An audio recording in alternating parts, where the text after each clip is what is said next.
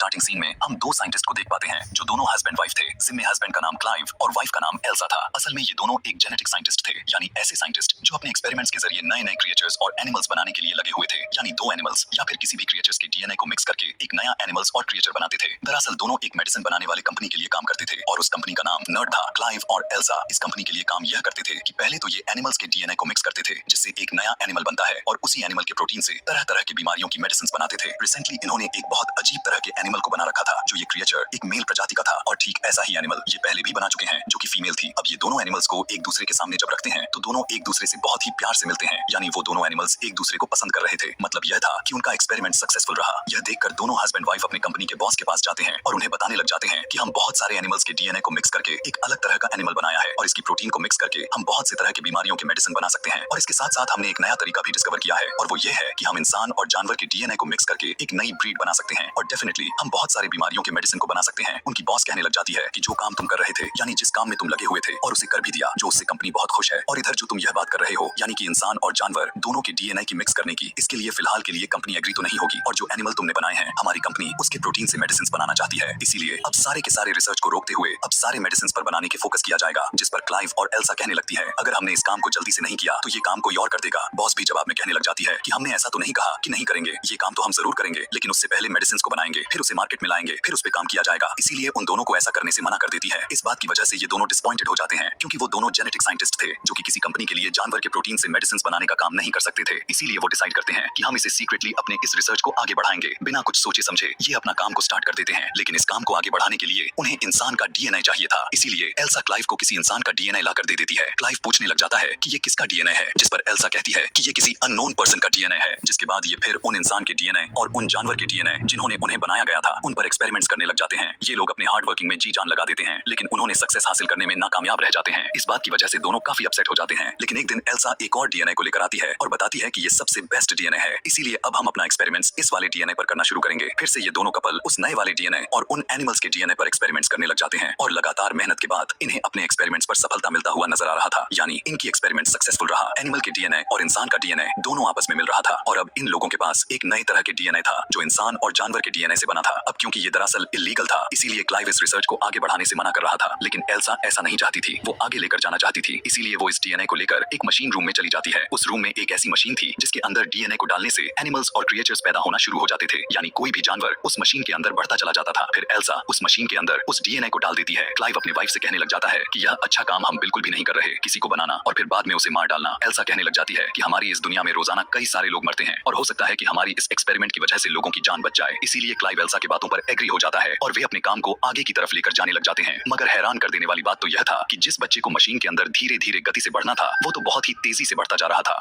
Check करने पर उन्हें पता चला कि बच्चा तो बिल्कुल नॉर्मल है, लेकिन शाम को उस लैब का अलार्म बजने लग जाता है और जब ये दोनों चेक करने के लिए जाते हैं तो ये देख पाते हैं कि बच्चा अब पूरी तरह से डेवलप्ड हो गया है, यानी वो पैदा होने के लिए, बाहर आने के लिए बिल्कुल तैयार है। इसीलिए वो उसे बाहर निकाल तो देते हैं, लेकिन वो काफी अजीब लग रहा था। क्लाइव इस क्रिएचर को मारना चाहता था। एल्सा कहने लग जाती है कि अभी हमें ऐसा नहीं करना चाहिए, क्योंकि क्या पता हम एक सक्सेसफुल क्रिएचर बना लें। लेकिन क्लाइव उसकी बात सुनने से इनकार कर देता है और वो उस जगह पर जाते हैं जहां पर वो क्रिएचर था, क्योंकि वो उसे अब मारना चाहते थे। लेकिन वहां जाकर उन्हें पता चलता है कि वो तो पहले से ही मरा हुआ था, इसीलिए क्लाइव वहां से चला जाता है। यह देखकर एल्सा कहती है कि अब खतरे वाली कोई बात नहीं है। जिसके बाद एल्सा उस बॉक्स को ओपन कर देती है और जब वो चेक करती है तो उसे पता चलता है कि यहाँ पर कोई बच्चा या फिर कोई क्रिएचर नहीं है, बल्कि ये तो एक स्किन है, यानी उस स्किन से कोई क्रिएचर निकलकर बाहर भाग गया है, जो उस वक्त लैब में इधर ही कहीं छिपा हुआ है। कि तभी वहां पर वही अजीब सा क्रिएचर को दिखाया जाता है जिसके दो पैर थे। बाहर से क्लाइव उस क्रिएचर को देख लेता है और वो एल्सा से चिल्लाकर कहता है कि जल्दी से तुम बाहर आ जाओ, मैं पॉइजनस गैस को स्टार्ट कर रहा हूँ। लेकिन एल्सा क्लाइव की बात को नहीं मानती और वो उस क्रिएचर को कहती है कि मैं तुम्हें किसी भी तरह का नुकसान नहीं पहुंचाऊंगी, इसीलिए तुम्हें मुझसे डरने की कोई जरूरत नहीं है। यह सुनने के बाद वो क्रिएचर एल्सा के पास आ जाता है और उससे डरने की बजाय उसके हाथों को सूंघने लग जाता है। लेकिन तभी पीछे से क्लाइव एक रॉड को लेकर वहां आ जाता है, जिसे देखकर उस क्रिएचर को काफी गुस्सा आ जाता है। फिर क्लाइव और एल्सा वहां से बाहर आ जाते हैं। बहुत समझने के बाद क्लाइव एल्सा को कहता है कि मैं पॉइजनस गैस को रिलीज करने जा रहा हूँ, क्योंकि मैं इस क्रिएचर को जिंदा तो बिल्कुल भी नहीं रख सकता, मैं इसे मारना चाहता हूँ। जिस पर एल्सा कहती है कि नहीं, हम उसे बेहोश कर देंगे, क्योंकि मैं देखना चाहती हूँ कि हमने आखिर क्या बनाया है। इसीलिए वे उसे बेहोश करते हुए उसके ऊपर एग्जामिन करने लग जाते हैं। तब उन्हें पता चलता है कि असल में यह क्रिएचर तो फीमेल है, वो बहुत ही तेजी के साथ ग्रो किए जा रही है और एक टाइम ऐसा आएगा कि ये डेवलप्ड होने के बाद अपने आप ही मर जाएगी, यानी इसका लाइफ साइकिल बहुत ही छोटा है। फिर धीरे धीरे धीरे करते हुए ये क्रिएचर बड़ा होता जा रहा था, डेवलप होता जा रहा था। उसकी हाथ पैर निकलने लग जाते हैं, उसका दिमाग भी तैयार हो जाता है। यहाँ पर एल्सा भी उससे इमोशनली कनेक्ट होती जा रही थी। वो उसे खाना खिलाती थी, तरह तरह के एक्टिविटीज सिखाती रहती थी। एक दिन एल्सा उस क्रिएचर को बहुत सारे अल्फाबेट्स देती है और उसे कहती है कि इन सारे के सारे अल्फाबेट्स को ऐसे अरेंज करो कि मेरा नाम बन जाए। लेकिन वो क्रिएचर सिर्फ नर्ड बना देती है, जो कि इस कंपनी का भी नाम था, क्योंकि उसने एल्सा के शर्ट पर उसी स्पेलिंग को देखी थी। यह देखने के बाद तो एल्सा काफी खुश हो जाती है, क्योंकि वो अब चीजों को पिक कर पा रही थी। तभी वहां पर क्लाइव आ जाता है, जो उस क्रिएचर को बिल्कुल भी पसंद नहीं करता था। वो कहता है कि इस क्रिएचर को बाहर किसने निकाला, अंदर रखो जल्दी से, और इसकी दुम भी कवर करके रखो। असल में उस क्रिएचर की एक काफी लंबी दुम थी। एल्सा क्लाइव से कहने लग जाती है कि इसे जानवर मत कहो। क्लाइव कहता है तो आखिर मैं इसे क्या कहूं? तो एल्सा कहती है कि तुम इसे ड्रेन कहो, क्योंकि इसने अभी अल्फाबेट से NERD नर्ड लिखा है, जिसे उल्टा करके ड्रेन बनाता है। और फिर क्लाइव का भाई भी ड्रेन को देख लेता है और उसे ड्रेन को सारी की सारी रियलिटी के बारे में पता चल जाता है। अब क्योंकि वो वहां पर ड्रेन को नहीं रख सकते थे, इसीलिए वो उसे एक फार्म हाउस भेज देते हैं। और अब वो टाइम आ जाता है जब क्लाइव और एल्सा ने कंपनी के ओनर को प्रेजेंटेशन देनी थी उन क्रिएचर्स के बारे में जो उन्होंने पहले बना रखे थे। और जब वो प्रेजेंटेशन देने के लिए उन दोनों क्रिएचर्स को कंपनी के ओनर के सामने लेकर आते हैं, तो वो अचानक से वो दोनों क्रिएचर एक दूसरे से लड़ने लग जाते हैं, जिसके कारण दोनों की वही मौत हो जाती है। इसी को लेकर वो सभी काफी डिसपॉइंटेड हो जाते हैं। फिर वो दोनों क्रिएचर्स के लड़ने का रीजन ढूंढने लग जाते हैं। तब उन्हें यह पता चलता है कि उन क्रिएचर में जो फीमेल थी वो अपने आप ही कन्वर्ट हो गई थी, यानी उसने अपना जेंडर को चेंज करके मेल बन गई थी, क्योंकि उस क्रिएचर में एक ऐसी एनिमल का DNA था जो खुद को कन्वर्ट करके अपना जेंडर चेंज कर सकता था। और एल्सा और क्लाइव को यह बात इसीलिए नहीं चल पाती क्योंकि वो अपने दूसरे एक्सपेरिमेंट यानी ड्रेन के साथ बिजी थे, इसीलिए वो इनमें टाइम दे ही नहीं पाए। जिसका नतीजा यह निकला, ड्रेन जो कि अब काफी बड़ी हो चुकी है और एल्सा उसे बिल्कुल एक बच्ची की तरह ट्रीट करने लग गई थी। उस सब कुछ सिखाती है, उससे प्यार करने लग जाती है। लेकिन एक दिन ड्रेन भागकर जंगल में चली जाती है और जब क्लाइव और एल्सा उसे खोजने के लिए जाते हैं तो वो देख पाते हैं कि ड्रेन ने एक रैबिट को मार कर खा रही होती है। इसके बाद वो दोनों उसे घर लेकर आते हैं। एल्सा जब उसे खाना देती है तो वो खाना नहीं खाती, बल्कि कहती है कि मुझे इस जगह में घुटन हो रही है, मैं यहाँ बोर होती जा रही हूँ। यह बात वह अपने जुबान से नहीं बताती, बल्कि वो उन अल्फाबेट की मदद से TDS लिख देती है, यानी यहाँ पर मैं बहुत ही बोर होती जा रही हूँ। फिर वो छत को फाड़ते हुए ऊपर की तरफ चली जाती है। उसके पीछे पीछे क्लाइव और एल्सा भी जाते हैं।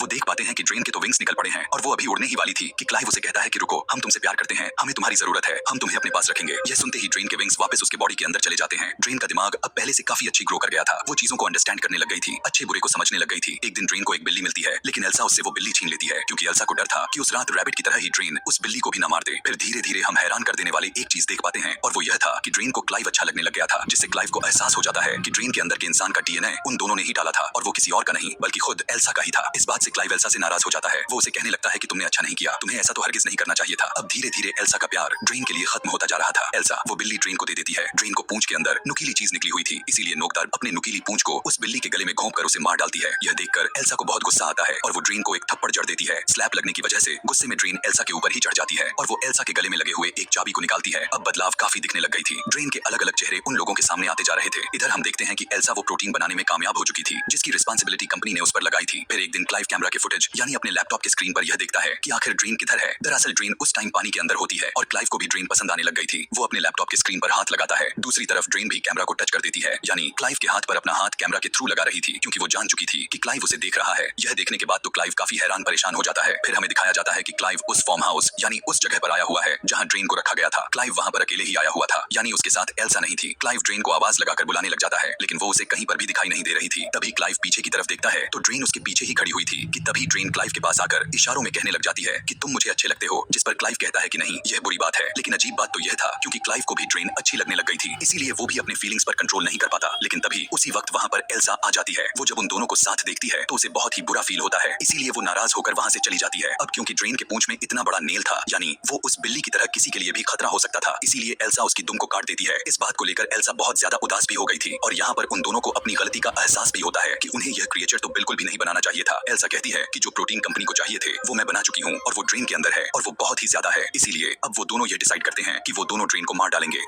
फिर वो दोनों ड्रेन के पास जाते हैं। वो देख पाते हैं कि ड्रेन की हालात इतनी खराब हो चुकी है कि वो तो पहले से ही मरने के करीब पहुंच चुकी है और देखते ही देखते ड्रेन मर भी जाती है, क्योंकि हमें तो शुरू से ही पता था कि उसकी लाइफ साइकिल इतना ही था। मरने के बाद वो दोनों अपने पास के ही एक जगह पर दफना देते हैं। दफनाने के बाद क्लाइव का भाई वहां पर आ जाता है और उसके साथ एक और एम्प्लॉय भी था और क्लाइव का भाई भी उसी कंपनी में काम करता था। क्लाइव का भाई कहता है कि मैं जानता हूँ कि तुम दोनों ने एक क्रिएचर बनाए हैं जो कि बिल्कुल इंसान की तरह ही दिखता है, क्योंकि जो प्रोटीन तुमने कंपनी को दी है उसमें ह्यूमन का DNA भी शामिल है, इसीलिए अब मैं उस क्रिएचर को देखना चाहता हूँ जो तुमने क्रिएट किया है। यहाँ पर वो उसे बताते हैं कि अब वो तो मर चुकी है और हमने उसे दफना भी दिए हैं, कि तभी अचानक से जोरदार किसी की चिल्लाने की आवाज आती हुई सुनाई देती है और ये आवाज उसी तरफ से आ रही थी जहां पर उन्होंने ड्रेन को दफन किया हुआ था। इसीलिए वो जल्दी से उसी तरफ दौड़कर जाते हैं। वो देखते हैं कि जहां पर उन्होंने ड्रेन को दफन किया हुआ था वो अब वहां पर नहीं है, बल्कि वो तो ऊपर छत पर खड़ी हुई देख रही थी, यानी वो दोबारा से जिंदा हो गई थी और इस बार वो पावरफुल होने के साथ साथ खतरनाक भी दिख रही थी। उसके विंग्स भी बाहर आ चुके थे, यहाँ तक कि उसके दुम अपने आप फिर से जनरेट हो चुके थे कि तभी वो उन लोगों पर अटैक करने लग जाती है और वो क्लाइव के भाई के साथ जो उसके साथ एम्प्लॉय आया हुआ था उन दोनों को बहुत ही दर्दनाक मौत देती है। और इसी के दौरान क्लाइव बेहोश हो जाता है कि तभी उसी वक्त ड्रेन एल्सा के पास आ जाती है और उसे पकड़ लेती है। यहाँ पर हमें यह पता चलता है कि असल में ड्रेन ने भी अपना जेंडर को चेंज कर लिया था, क्योंकि उसके अंदर उसी एनिमल का डीएनए था जो खुद को कन्वर्ट कर सकते थे, अपना जेंडर को आसानी से चेंज कर सकते थे और अब वो मेल बन गई। इसीलिए वो अब एल्सा के पास आ गई। लेकिन तभी उसी टाइम पीछे से क्लाइव आकर लकड़ी के एक टुकड़े को ड्रेन के अंदर घुसा देता है, जिससे ड्रेन इंजर्ड हो जाता है। इसीलिए एल्सा को छोड़ देता है, लेकिन अपने शरीर से घुसे हुए लकड़ी को निकालकर क्लाइव पर अटैक कर देती है कि तभी एल्सा एक बड़े से पत्थर को उठाकर ड्रेन को मारती है। इसके बाद एल्सा उसे दोबारा से पत्थर से मारने ही जाती है, लेकिन पता नहीं क्यों वो अचानक से रुक जाती है और कुछ सोचने लग जाती है कि हमने ही इसे अपने हाथों से बनाया था और हम इन्हीं हाथों से मारने जा रहे हैं। एल्सा यह भी सोचने लग जाती है कि इसके अंदर तो मेरा डीएनए भी है। लेकिन इसी दौरान ड्रेन मौके का फायदा उठाते हुए क्लाइव को अपने दुम से मार डालती है। यह देखने के बाद गुस्से से एल्सा उसी पत्थर से दे मारती है, जिसके बाद फाइनली ड्रेन की डेथ हो जाती है। इसके बाद हमें एल्सा के साथ उसके बॉस को दिखाया जाता है। हम देख पाते हैं कि एल्सा को बेबी होने वाला है और वो बेबी होता है ड्रेन का, क्योंकि उसने अपना जेंडर को चेंज कर लिया था, इसीलिए एल्सा में चला गया। एल्सा की बॉस बताती है कि जिस प्रोटीन को तुमने हमें दिया था उससे कंपनी को बहुत ही ज्यादा फायदा हुआ और अब कंपनी इसी रिसर्च को आगे बढ़ाना चाहती है और जो एल्सा का जो होने वाला बच्चा था इस रिसर्च को उसके जरिए ही आगे बढ़ाया जा सकता था। अब क्योंकि एल्सा ने अपनी जिंदगी को रिस्क में लेते हुए अपने हस्बैंड को खोकर इस कंपनी के लिए बहुत ही ज्यादा मेहनत की थी, इसीलिए कंपनी एल्सा को काफी ज्यादा अमाउंट दे देती है। अब क्योंकि जैसा कि हमें पता है कि एल्सा एक जेनेटिक साइंटिस्ट थी, इसीलिए वो ना चाहते हुए भी इस रिसर्च को आगे की तरफ लेकर जाना चाहती थी और इसी के साथ ही यह कहानी भी यहीं पर खत्म हो जाता है।